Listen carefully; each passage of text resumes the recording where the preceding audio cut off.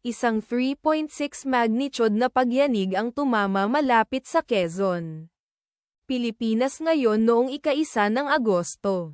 2026 sa 29 minuto pasado alas 12 lokal na oras. O noong ika-1 ng Agosto. 2026 sa 4:29 Coordinated Universal Time. Ayon sa ulat ng PHIVOLCS sa website nito, ang lindol ay matatagpuan sa napakababaw na lalim na 10.0 na kilometro sa ibaba ng ibabaw.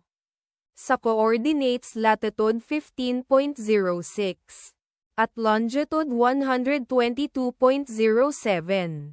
Ang eksaktong magnitude, epicenter at lalim ng lindol ay maaaring baguhin sa loob ng susunod na ilang oras o minuto habang sinusuri ng mga seismologists ang data, at pinipino ang kanilang mga kalkulasyon, o habang inilalabas ng ibang mga ahensya ang kanilang ulat.